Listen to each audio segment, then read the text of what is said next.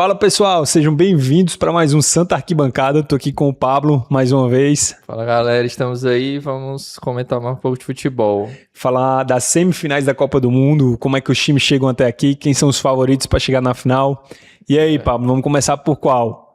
Rapaz, você que manda. França, Espanha, Inglaterra e Argentina. Qual que é menos polêmico aí pra gente começar?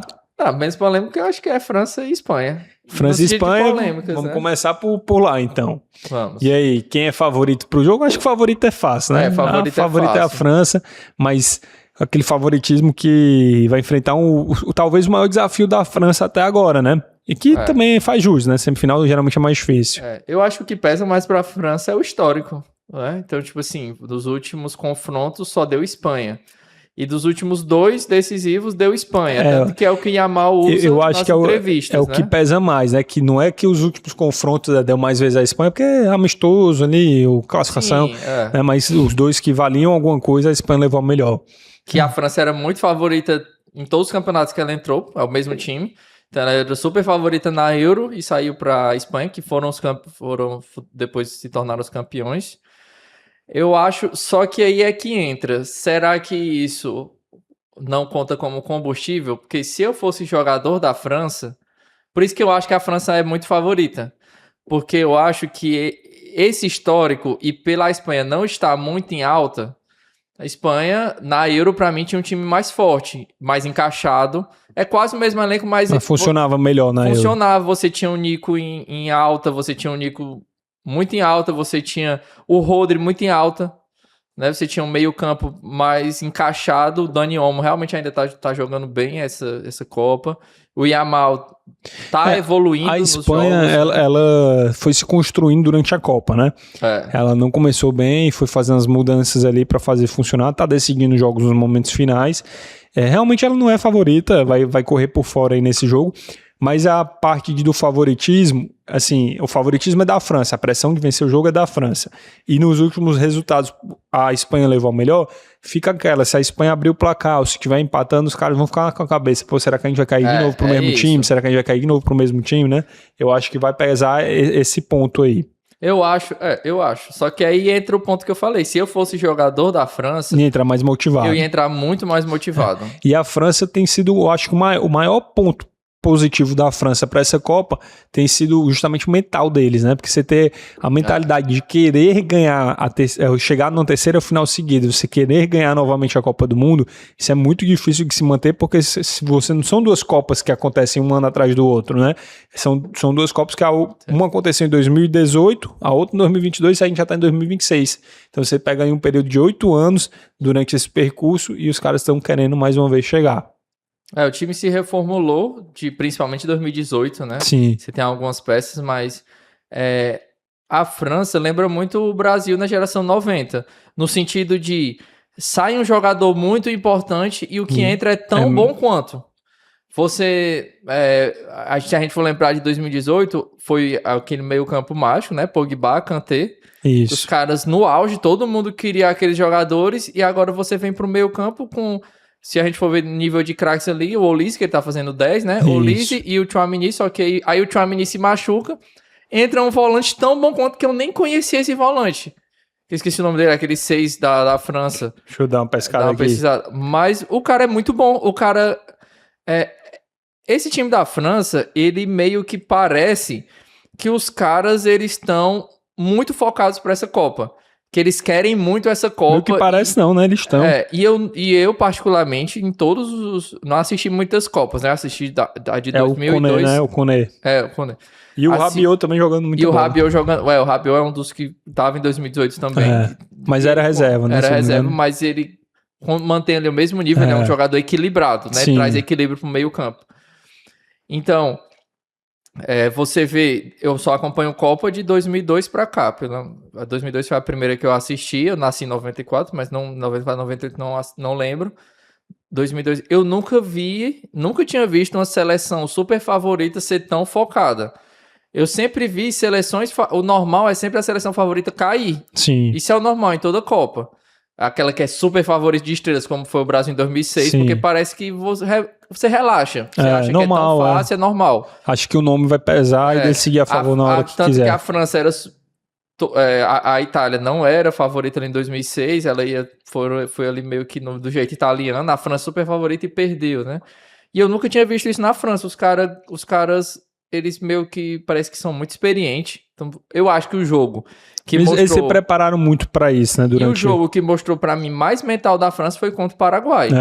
Não foi contra o Marrocos. Ali você viu que era impossível parar os caras, porque o único antijogo que era possível fazer, eles não caíram, eles tiveram a cabeça 100% no lugar. Provavelmente vai ser o que se eles pegarem a Argentina, vai ser esse tipo de jogo no mental, que eu digo, um jogo de pancada, de catimba. Ganhei a Argentina na última vez e tal, tentar tirar do sério, né? Isso. E tanto Espanha como se for com a Inglaterra, eu acho que é o mesmo estilo de jogo. Eu acho que o único ponto também que pesa assim na semifinal contra a Espanha é que parece que o jogo da Espanha é o único que não casa com o jogo da França. Parece que a Espanha consegue anular os principais pontos da França, né? Coisa que não aconteceu até então na Copa do Mundo. Ninguém conseguiu anular a França. A França não chegou perto de perder nenhuma partida. Todos os jogos ela ganhou com mais de um gol de diferença, tirando o jogo do Paraguai, onde ele ganha de 1-0, mas o Paraguai nem assustou. Então, assim, realmente a França controlou todos os adversários, até Marrocos, que era um jogo mais técnico, controlado pela França do início ao final. Por isso que a semifinal normalmente é um dos jogos a gente é acostumado em campeonato de futebol, a semifinal ser melhor mais do que a final. Mais difícil, melhor que a final, porque a final você joga muito preso, né? Isso, os dois times estão muito nervosos e tudo. Mas é como você falou, o jogo da Espanha é um jogo muito chato, no sentido de para o adversário, porque a Espanha, ele gosta de administrar o jogo. Então, ele faz você correr atrás da bola muitas vezes, e né? ele cozinha muito o jogo. É um estilo catalão, estilo Barcelona. Se a gente for ser sincero, tanto que nenhum jogador do Real Madrid foi convocado. Não, agora que tem... Não foi. Nenhum. Agora tem o lateral esquerdo, porque o Cucurella, só que ele não foi contratado na Copa, mas nenhum jogador do Real Madrid espanhol foi convocado para a seleção da Espanha. Foi até uma briga interna, né? Interna e tudo. Então você vê que é muita identidade. É tanto que o Ferran Torres, que é reserva no Barcelona, foi convocado. E entra, alguns jogos foi titular. Então você vê que é muito estilo Barcelona de jogar. Eles não soltam a bola por nada. Só que eles são muito fortes defensivos. Então, obviamente, vai ser o jogo mais difícil que a França vai pegar. Até a final, né?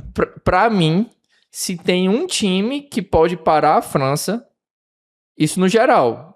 A final, mesma coisa, contando com Inglaterra, ou Argentina, Espanha e França. Os 4 times, só tem um time que pode parar a França, que é a Espanha. É a Espanha. E esse aí vai ser mais um desafio para a França mostrar que realmente é o melhor time do mundo, né?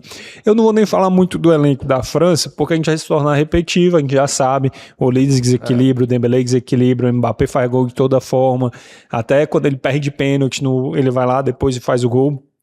Então tem muito o que falar da França. Mas da Espanha, você tem ali o Yamal, é muito novo, não decidiu nenhum jogo ainda a favor da Espanha, apesar que ele puxa muito o jogo para si, né? Ou seja, ele cria muito, ele cria boas oportunidades, só não está conseguindo definir. Mas a Espanha parece que não fica controlando ali e tal, sem nenhuma grande estrela, mas tem aparecido o Merino nos últimos momentos ali, fazendo os gols da classificação. Diz aí, Pablo, o que tu acha? Até ele brinca, né, na entrevista pós-jogo, ele fala, o comentarista espanhol fala, né, não, como é que tá sendo, vocês decidindo todo o jogo, rapaz... Sobrou. E o que eu acho legal da Espanha é essa mentalidade. Por exemplo, no Brasil, eu não sei como é lá na Espanha, certo? Mas no Brasil, com certeza, estaria sendo o fim do mundo o Merino não ser titular. Sim. E o Merino, sendo um jogador brasileiro, eu não sei se ele estaria tão motivado, mas parece que a Espanha, aí é o ponto forte da Espanha. Eles entendem que é um elenco, né? Isso, eles entendem que são um elenco e o Merino, ele entra 5 minutos, decide e ele tá feliz, e ele comemora, e ele não se importa, ele não vê problema nisso. Em ele entrar 5 minutos no jogo, fazer o gol decisivo e pronto. E no outro jogo ele se reserva de novo. Esse é um dos pontos, assim, que eu acho diferenciais da Espanha. Eu acho que eles jogam como time. Por isso que eu acho que é o adversário mais difícil para a França, que o forte da França é esse mega elenco. Então, você pegar um time unido e focado é difícil, principalmente com a qualidade. Porque é óbvio que as 4 seleções chegaram Nas semifinais todos são bons times, focados e tudo. Tem mais um ponto que eu ia esquecer. A Espanha só levou um gol na Copa até agora. Um gol e foi agora, no último jogo contra a Bélgica. Cara, um pouco besta, assim. Foi, e teve lance mais complicado. Uma falha na marcação ali, desatenção. Mas assim, mostra quão forte também é o time, porque você passar toda uma competição, não teve adversários tão difíceis, o adversário mais difícil levou o gol. Aqui dá até pra discordar também. Mas você não levar gol em nenhum momento é algo muito importante, né? E eu acho que... E por que eu acho que vai ser um jogo muito difícil, certo? Pra mim seria bem mais difícil se o Nico Williams estivesse bem. Porque qual era a maior dificuldade, principalmente na Euro, que eles tiveram? A França é um time forte, só que a Espanha no contra-ataque, ligação direta, tem Yamal e Nico. Entendeu? Então, assim, era muito forte. O Yamal, ele tá evoluindo, mas ele ainda não tá no nível que ele jogou a Euro, por exemplo. Uhum. Então, por isso que... E assim, a gente sabe que a França é favorita, mas vamos aqui para um outro aspecto. Acha que vai ser um jogo com muitos gols, como foi eu não lembro se foi na Euro ou na Nations League agora. Aquele jogo de vários gols, né? Foi 5x3, 5x4. 5x4 que a Espanha fez 5x1, não foi? Eu acho. Os detalhes do jogo eu não vou me recordar, não. Eu me lembro, foi tipo, a Espanha fez 5x1 e a França fez 3 gols seguidos, né? Foi. Acho que vai ser um jogo tipo esse ou vai ser um jogo um pouquinho mais travado, os dois ali com Cara, eu acho que vai ter gols, mas eu acho que não vai ser muito, porque os dois times estão muito tensos. De cada lado, então. Isso. Ambos marcam. Se fosse... Tem bet não aqui, viu? Mas nem um patrocínio. Nem um patrocínio aqui. Mas acho que tem gols dos dois times. Ambos marcam, só que eu acho que não é esse nível. Eu acho que é no máximo 3x2, no máximo. Porque eu acho que os dois times vão estar muito tensos. A França, pelo histórico... Eu acho que vai ser um pouquinho mais travado o jogo. Não, eu torço até que não, mas... Se fosse pra eu chutar, era 2x1 França. Eu acho que vai ser. Eu acho que... Vai que eu viro o mestre dos magos, né? Mas eu acho que a França faz 2x0, a Espanha faz um gol e vai pra cima e acaba no 2x1. Eu acho que vai ser um pouco isso. E eu acho que se a Espanha se oferecer demais, leva no contra-ataque e aí acaba saindo até mais gol. Mas vamos lá. França, então, favorita, leva. Ambos marcam. A dica a odd do Pablo. Ambos marcam, mas pra mim da França. Então pronto. Mas se for um time que possa eliminar o favorito França, da Copa, o favorito da Copa realmente a França, não tem como fugir muito disso. E vamos lá pro outro, que esse aqui, assim, vai dar briga no campo, vai dar briga fora, já tá dando briga antes de começar. Ladrão, time ladrão, safado, sem vergonha, chegou na semifinal. Inglaterra e Argentina. Vamos começar pela Argentina. Cara, o time... do meu ódio. Não começar desse time, não. Pelo amor de Deus. O time muito... assim, arrastado, né? Vencendo jogos mesmo nas últimas. Eu gostei da comparação que tu fez antes da gente começar aqui o podcast. Lembra um pouco o Brasil de 2014, que ia vencendo, avançando ali pelo nome que tinha. E pra mim é literalmente a mesma, porque pra mim aquela Copa foi o auge do Neymar na seleção. 7x1 pra Inglaterra, então? Se Deus quiser, 8, pra esquecer o 7x1 e vai virar 8x0 contra a Inglaterra. Não, mas falando um pouco sério, a gente tinha... O Ney Dependência era nítido. Aquele time do Brasil 2014. Tanto que o Neymar se machuca e a gente vence na Colômbia nas últimos gols de falta do Davi Luiz.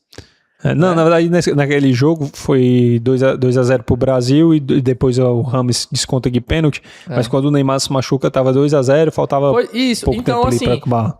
Eu vejo o cenário muito parecido. O que favorece a Argentina é que o Neymar deles não se machucou, né? Não é Messi, é Neymar deles. O Neymar deles não se machucou. Então, por isso que eu acho que vai ser um jogo mais difícil. Mas, pra mim, dito isso, é 4x0 a Inglaterra. Um jogo truncado. Vamos lá avaliar aqui um pouquinho de cada polêmica para depois a gente avaliar o jogo. A Argentina foi favorecida ou não foi? Roubado jogo 1, roubado jogo 2, muito roubado jogo 3. Não, mas assim, o primeiro jogo é o pisão do Messi. Era pra ter sido expulso. Cara, é o que entra. De todos os jogadores da Copa, o Messi ele tem uma permissividade muito maior. Permissividade, desculpa. Então, assim, você vê que os árbitros, isso desde a Copa passada, com o Messi com amarelo, o Ake vai dar um banho no Messi da Holanda, ele bota a mão, não, foi sem querer, não é pra amarelo. Pô, velho. Não existe. Aí entra naquele negócio. Seria uma expulsão burra. E a expulsão do Embolo não foi jumenta também, não? Então, assim, é nisso que entra pra mim a Argentina. Não, eu não acho que existe uma mega estrutura para a Argentina. Não acho, eu não acredito nisso. Mas que é favorecida aqui e ali vai minando o jogo, né? Eu até, brincando aqui antes com o Pedro, mostrei uma tabela do uso do VAR. Cara, todas as seleções grandes contra pequenos, eles são mais favorecidos. De todas as seleções que estavam no 16 avos em diante, a Argentina é a única que o VAR nunca foi usado contra ela. A única. Em segundo lugar está a França, que eu acho que é 3,8 a favor e 1,7 contra, e aí em diante segue essa média para mais. Então, assim, eu acho estranho, minimamente estranho. Eu não sei o porquê que isso acontece. Eu não sei se é a catimba da Argentina, se eles vão ali, rodízio de falta e vai levando o juiz, e os árbitros, principalmente europeus, parece que são... não entende, né? Não entende. São burros para a Argentina, é sério mesmo. Por quê? Falta de costume. E aí eu não sei se é a catimba argentina, não sei se é uma visão comercial do campeonato em si, não no sentido de, eu não acredito que a FIFA interfira diretamente nos jogos, mas assim, se der maneira ali no Messi, porque ele é o nosso cara, ele tem que estar ali. Não é nem maneirar então, no Messi, assim, quando eu acho que é natural de qualquer juiz, você pensar, cara, se eu expulso o Messi, vai ficar marcado o resto da história, não é o resto do ano, não é o resto do campeonato. Se não for 100% claro, minha carreira acabou. Exatamente. E é tudo, e se você for ver, é aí que entra. Todos os lances da Argentina são assim. Não é que, exemplo, não é que não foi falta o lance do Egito, não é que o Embolo não deveria ser expulso, mas é que, quando é o contrário, nunca é. É isso que mata. Ao contrário, nunca é. Entendeu? Um lance da mesma intensidade talvez não tivesse, né? Isso. E aí a gente vê na parte do Lautaro, que era para ter sido expulso, né? E eu acho que o VAR tá até autorizado. No caso de segundo amarelo, ser acionado. Agora, o VAR, para mim, a cada campeonato da FIFA, eu não sei mais. Porque, assim, as regras elas são colocadas, sendo que não faz muito sentido. Por quê? Elas ficam um pouco injustas. Um exemplo. Troca de cartão é bom. Aí o Embolo simulou, certo? Amarelo, certíssimo. Mas aí outros jogadores podem simular. E se não tiver o cartão dado na hora... se não tiver o cartão dado pro adversário, não tem problema nenhum. Então, assim, a FIFA tem que decidir se ou o VAR vira um árbitro realmente de ponto ali que vai estar falando o jogo todo, porque senão entra nisso. Qual é a maior reclamação da Suíça? Cara, a reclamação da Suíça foi que é uma regra sem sentido. Por que no sentido o quê? Se for revisar talvez o primeiro lance do Embolo, o Paredes simulou, não no sentido de que não pegou, mas ele fez uma cena, ele se jogou, e mim o contato não era tão para amarelo. Tu tá entendendo? E aí fica nessa, né? Eu acho se a gente for falar de arbitragem também, a gente vai passar o resto da vida e nunca vai entrar em consenso. Mas é justamente esse ponto que entra pra mim. Eu acho que o problema não é a arbitragem. É o critério aplicado. É assim, nunca é contra a Argentina. Esse pra mim é o maior problema. Se nos jogos tivessem... É óbvio, eu acho que para resumir, o time grande vai ser favorecido. Para resumir esse ponto, eu acho que assim... Os lances mais chamativos, que não teve um erro claro da arbitragem em ter marcado a favor da Argentina. A questão é que sempre foi a favor da Argentina. Isso. Né? Eu acho que se for para resumir, a gente coloca dessa maneira. O VAR, eu não sei se tu viu, mas o lance do Egito, não o do Salah, o do McAllister, ele puxou muito a gola da camisa do atacante. Da Suíça. Foi da Suíça. Não, do Egito. Tô falando do Egito. Não, foi agora no jogo agora. Não, mas Suíça, o do Egito também. Contra o Marramouche, naquele lance tem um replay área, que né? chega, a gola do Marramouche fica aqui, porque o McAllister começa a puxar fora da área. Só que ele termina, já tá dentro e solta. Tipo assim, além de não ser pênalti pro Egito, o contra-ataque foi o gol da Argentina. Então, assim, desculpa, mas no lance do Egito, nitidamente o VAR entra em checagem depois que o Messi fala pro árbitro. Aí, pra um telespectador comum que tá assistindo, fica estranho. Fica. Então, assim, Se você for ver o replay do lance, o zagueiro, o lateral da Argentina, ele bate assim no chão, ele se levanta e começa a correr voltando. Depois que sai, ninguém da Argentina reclama. Se você ver o replay, ninguém. Depois que sai o gol, aí todo mundo volta reclamando. Porque quando é um lance claro, você vê que os caras já vão reclamando. Você vê que sempre tem um... tipo, o próprio cara que sofreu... Aí, obviamente, depois do gol, ele vai se jogar, enfim... E aí que entra pra mim a questão. Na minha interpretação do histórico da Argentina, principalmente da Copa de 22 pra cá, se fosse o contrário, não seria marcado. Pablo, e vamos lá para as polêmicas agora entre Inglaterra e Espanha e Argentina. Inglaterra e Argentina. Dentro do contexto aí político que se envolve, né? Que a Argentina, ela tem uma música, né, a favor... A música da Copa deles cita a guerra que eles tiveram lá contra a Inglaterra, que eles querem vingar, né? Pra não falar muito politicamente aí eu também não sei nem pra onde é que vai. Muito, não. Mas dentro de campo, que é a parte boa. Dentro de campo. Tem a Copa de 86, se eu não me engano. Tem uma rivalidade que a Argentina trapaceia daquele jeito argentino lá. O gol de mão foi contra a Inglaterra. Né? Então, assim... o episódio do Simeone que simula lá o chutão. Esses ladrão. Ladrão. Cadê que tinha? Acho que foi 86. 98. Que o Simeone simula lá um chute do Beckham, o Beckham é expulso. Verdade. A Inglaterra tava ganhando, aí a Argentina empata, vai pro pênalti, passa. Assim, a gente vai ter um jogo bem... um histórico pesado. Assim, com a tensão bem alta, mesmo antes de começar, não só pela parte política, mas também pela parte do futebol. Eu acho que a parte do futebol até mais do que a parte política para os jogadores que estão dentro de campo. Fora de campo, a torcida, aí... Não, eles vão se entender, vão se entender lá entre eles. Mas dentro de campo, eu acho que a Inglaterra vai buscar essa vingança histórica, né, por tudo que já aconteceu. E a Argentina também vai buscar mais uma vez tentar ganhar o jogo naquele jeito deles. A minha leitura é de que o time de futebol da Inglaterra não se importa muito com isso. Já eu vejo, parece que os jogadores argentinos, eles se importam muito com isso. Né? Porque você vê, acaba o jogo da Argentina, eles estão cantando no vestiário essa música. Então, assim, eles não... Cara, aquilo ali fica na sua cabeça, você fica cantando. E eu vejo que o time da Inglaterra passou, eles nem... A própria entrevista nem ficava falando de Argentina. Eu vejo que isso é algo muito forte na Argentina. Então... Mas que eles acabam, que isso aí eles fazem muito bem, né? Eles supervalorizam aquilo que eles estão participando, né? Por exemplo, tem 3 Copas do Mundo e acho que é mais importante que assim que a gente tem. Das 3, 2 roubadas, né? 2 roubadas. E ganha uma Copa América que a gente tava nem ligando e é como se fosse a maior competição do planeta. Mas eles fazem isso muito bem. Eles supervalorizam e tentam trazer o adversário para ficar com raiva daquilo que eles dizem ser a melhor coisa do mundo. É o jogo da Argentina. A Argentina é o Atlético de Madrid das seleções.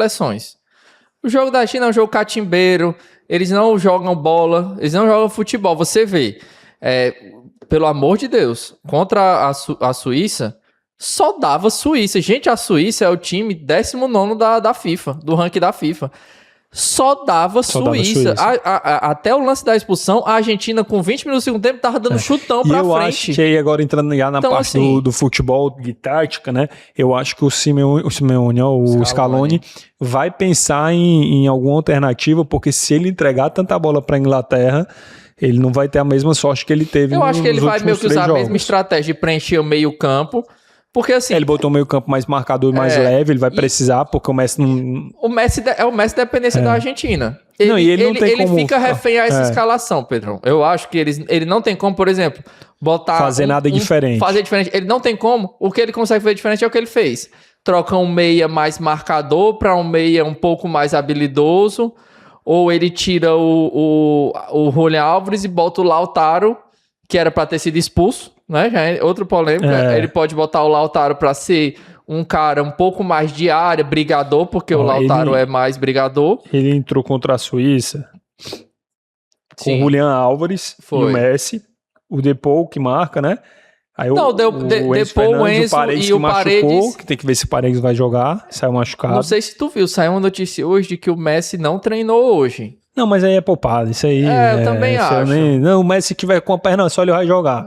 Porque eu acho que depois dessa Copa ele se aposenta, se ele não conseguir mais. O McAllister, aí tem a linha defensiva que ele não vai mexer também na linha defensiva. Mas pra mim esse vai ser o mesmo meio campo, só se o Paredes não conseguir. Por incrível que pareça, pra você ver como o Paredes, todo mundo dizia que já tava em fim de carreira, né, porque ele veio pro Boca Juniors. O Paredes, pra mim, é o jogador de meio campo que tá jogando melhor na Argentina. E quando ele tirou o Paredes no jogo contra a Suíça, ele colocou o Flaco Lopes, que era naquela abafa de tentar fazer o gol e resolver, né? Mas aí ele tem o Lo Celso, que pode fazer ali o meio de campo. O Lo Celso jogou... tem o Palácios, mais habilidoso. O Palácios também é um bom jogador. Então pode ser que ele preencha com o Palácios também, num possível saída do Paredes, porque o Palácio é mais novo, né? Também vai aguentar correr mais. Eu acho que vai chegar por aí. A escolha da Argentina, ela chega pra mim como um time muito mais cansado. Não, cansado fisicamente, a Inglaterra tem que explorar isso. Se não explorar isso... Porque, tecnicamente, é um time de igual para igual. Por mais que os jogadores estejam mais velhos... Tecnicamente, eles têm um Messi, querendo ou não. O Messi desequilibra muito.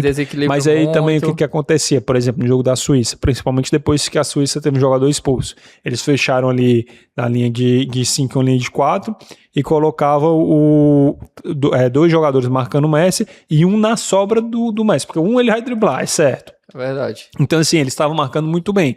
Mas, ao mesmo tempo, eles davam espaço para a Argentina criar pelas laterais, porque o Messi pegava, prendia 3 jogadores no meio de campo, lançava a bola para a ponta para tentar ganhar espaço. Outra coisa que eu achei inteligente da Suíça, não sei se tu percebeu, como o Messi o Messi contra o Egito foi muito marcado no meio campo, aí ele foi pra ponta, a Suíça já se tocou e já botou, esse da sobra era o que ia acompanhar ele quando ele ia pra ponta, tanto que ele ficou pouco tempo ali na ponta, porque ele viu que a mesma estratégia não ia servir. E não só isso, né, também o gol do Messi contra o Egito é numa bola que sobra, que a zaga do Egito não tira direito, sobra pra ele assim, entre as duas linhas. E dessa vez a Suíça já botou pra voltar e marcar justamente o espaço entre as linhas pra não deixar o Messi pegar a bola. A verdade é que a Suíça só não passou por causa da expulsão. O gol da Suíça foi um gol muito bonito. E a Argentina estava muito entregue. O gol da Suíça foi um gol muito bonito, muito trabalhado na triangulação. Lembrou até o gol do Mbappé, que é aquele que o Olise que ele dá, o Olise ele vem por trás do zagueiro, a tabelinha clássica ali.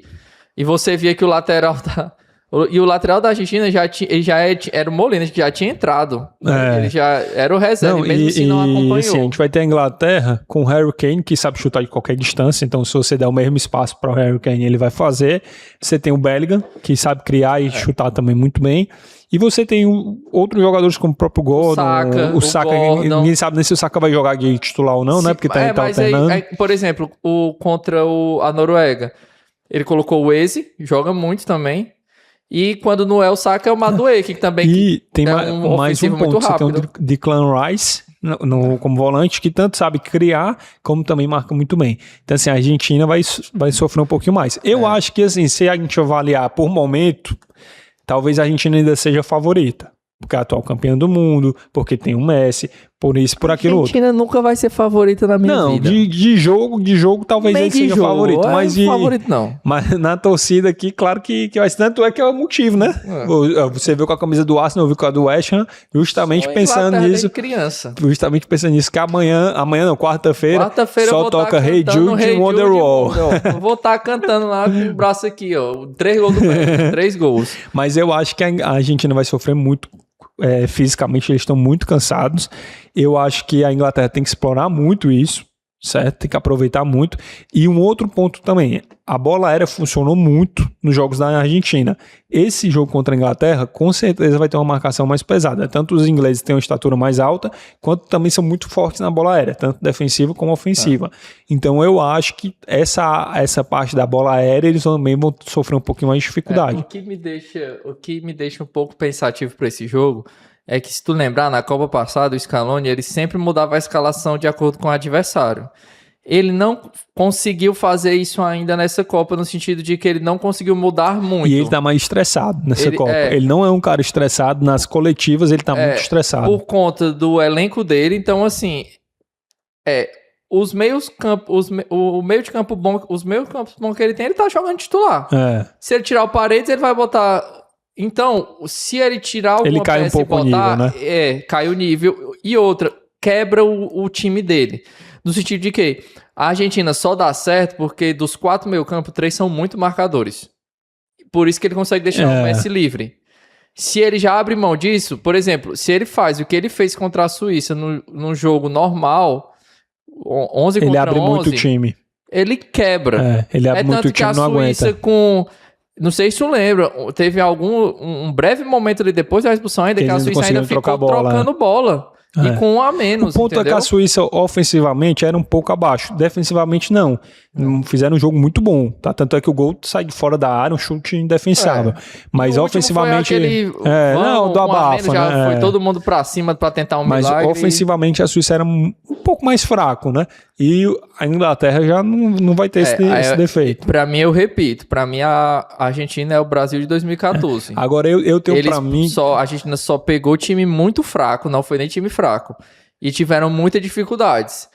Pra mim, não é um 7-1, mas é papo similar, né? É papo de 3 gols de diferença pra Inglaterra. Tomara, eu não tenho essa confiança toda, não. Eu acho que também a Argentina, ela sente muito o jogo. Se ela vê que tecnicamente não tá conseguindo levar o jogo, fisicamente não tá conseguindo levar o jogo, eles vão fazer cera, vão fazer hora até onde der, entendeu? E se o juiz não tiver pulso, que provavelmente não vai ter, não porque o juiz é fraco, porque não tá acostumado. Contra a Argentina.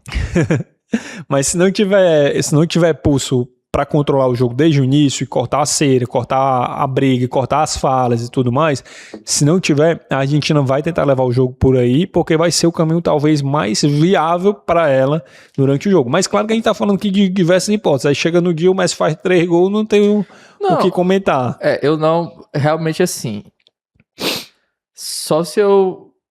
Não tem como. Não, assim, para mim, falando de futebol...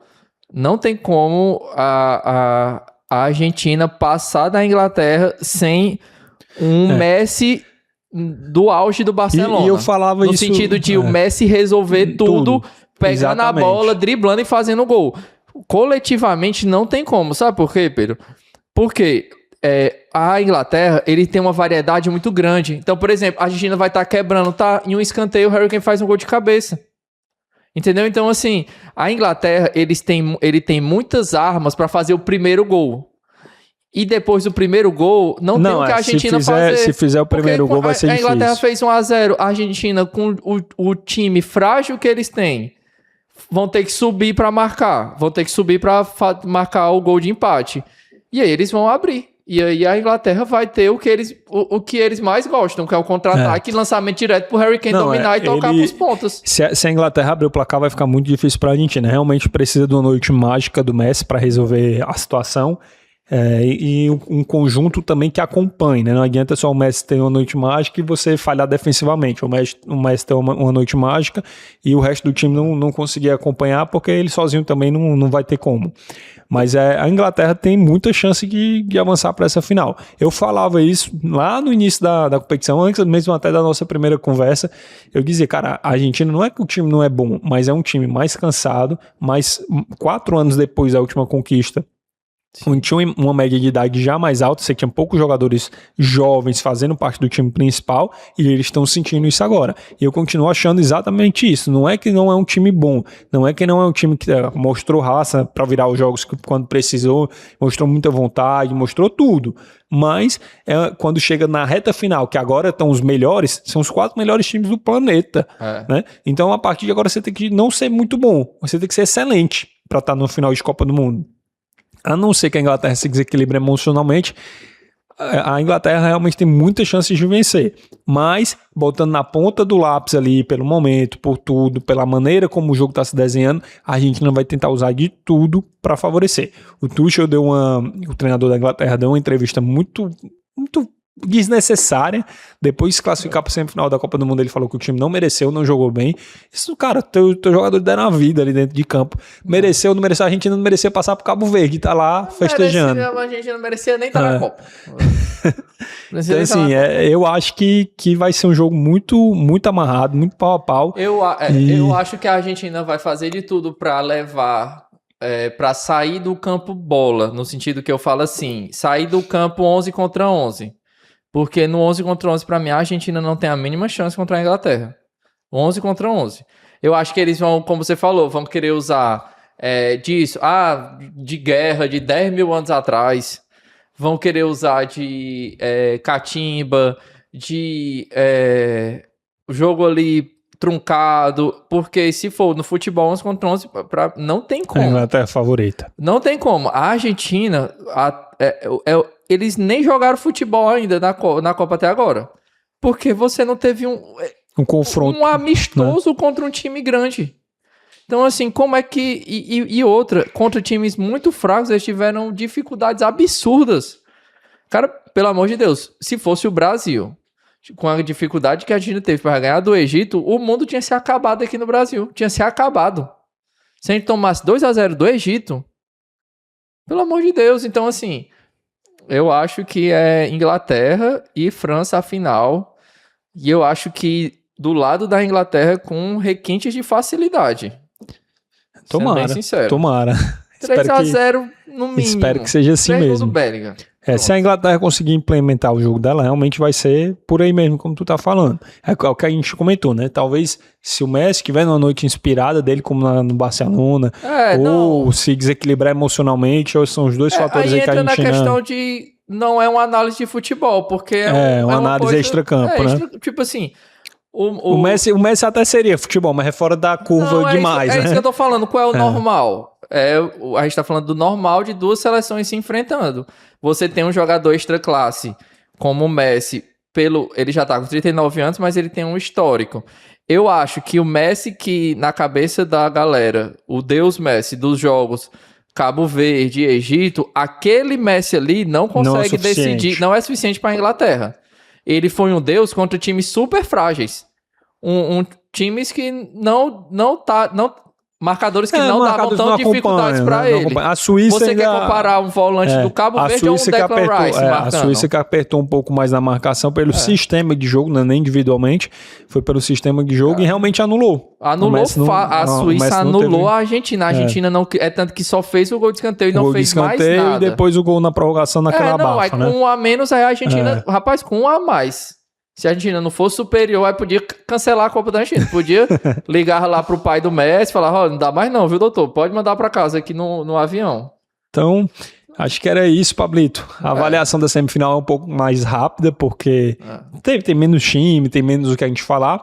A da final não, a gente já vai fazer ali um histórico compilado dos melhores de tudo que aconteceu até aquela equipe chegar lá. A gente pode falar se o Brasil tivesse avançado, se teria alguma diferença ou não, mas na semifinal acho que era essa. Então, para resumir tudo, França e Espanha, jogo nivelado. Melhor jogo da semifinal pra mim. Melhor jogo da Copa, talvez, né? Melhor jogo da Copa. Por nível ali de embate favorito forte. Contra seu ponto fraco. Então, assim, parece que tá um roteiro de filme. Legal, um cenário legal. Um cenário de filme. E no outro lado, a gente vai ter um confronto histórico ali, muita provocação desde antes, mesmo das classificações das equipes, mas que a gente tem um pouco de favoritismo para um dos lados, pela parte física, pela composição de elenco e tudo mais. Eu acho que é isso. É literalmente isso. Vamos... O Brasil todo, me ouvindo agora. Nós todos somos Inglaterra, Brasil.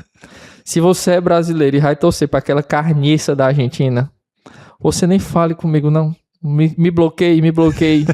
Não, se eu ver post de Messi decisivo, você pode ter certeza que o mal venceu mais uma vez. E quarta-feira é o bem contra o mal. Quarta-feira é o Wonderwall, no Spotify de todo mundo, número 1 do Brasil. É o Wonderwall e segunda é Hey Jude. Você pode ouvir Beatles, One Direction... até o Ed Sheeran você pode ouvir, mas pelo amor de Deus, só não me escute nada de Argentina não, pelo amor de Deus, aquela carne desgraçada é isso aí. Pois galera, não deixa de se inscrever no canal, curte, comenta, compartilha, divulga aí que faz muita diferença pra gente. Faz muita diferença. E acompanha a gente aí que na semana que vem não, né? Na quinta-feira a gente já vai fazer o vídeo por aqui falando qual vai ser a final da Copa do Mundo e o que vai acontecer na final. E outra, se Deus quiser, a grande disputa do terceiro lugar, né? Espanha e Argentina. Grande disputa.